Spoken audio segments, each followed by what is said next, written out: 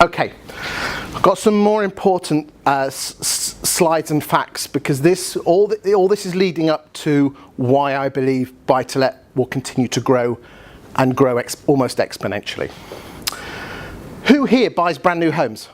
Have you ever bought a brand new home as a buy-to-let investment? You have. He's a fool. He's a friend, so it's okay. Do you think brand new homes are expensive? Yeah. Well, here we go.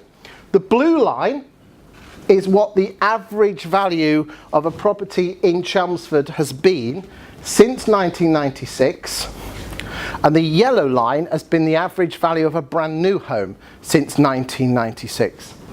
And what you'll find is that there is such a thing, I'm a surveyor by trade, what's called new build premium. Just like a brand new car, you will have such a thing as a new, getting a new home. And builders know that, so you pay extra for that privilege, and that's why there's that gap there. But notice how we got in 2007 and 2009. I think something dodgy happened at that time. You'll notice that the value of new homes dipped under the existing level, because builders fall into the got to sell category, so they had to sell them quickly. And then as the good times came back after 10 or 11, prices went back up again. So here's a big tip for you. Only buy brand new homes in a poor market.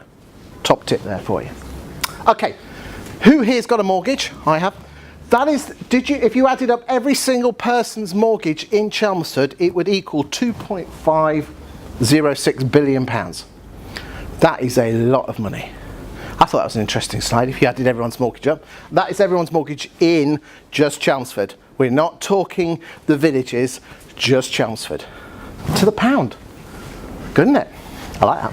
So, let's move. Those are the stats. That has now led us on to the future of buy-to-let.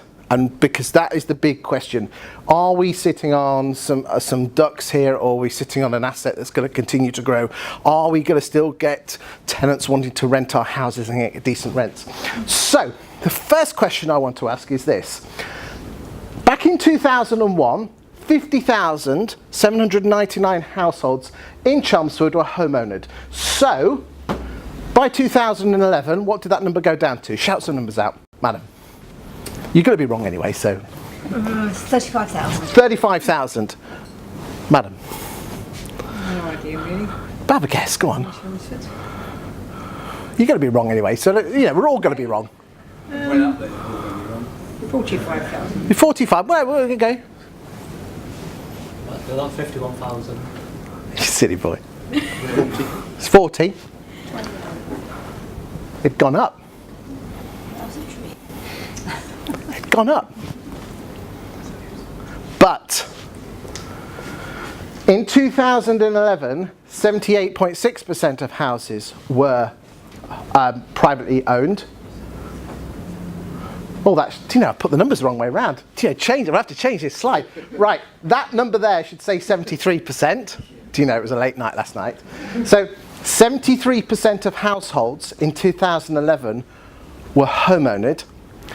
But in 2001, 78% of houses were homeownered. So the actual number went up, but the percentage went down. So why did that work? Well, it was simple fact is that between 2001 and 2011, 5,100 houses were built.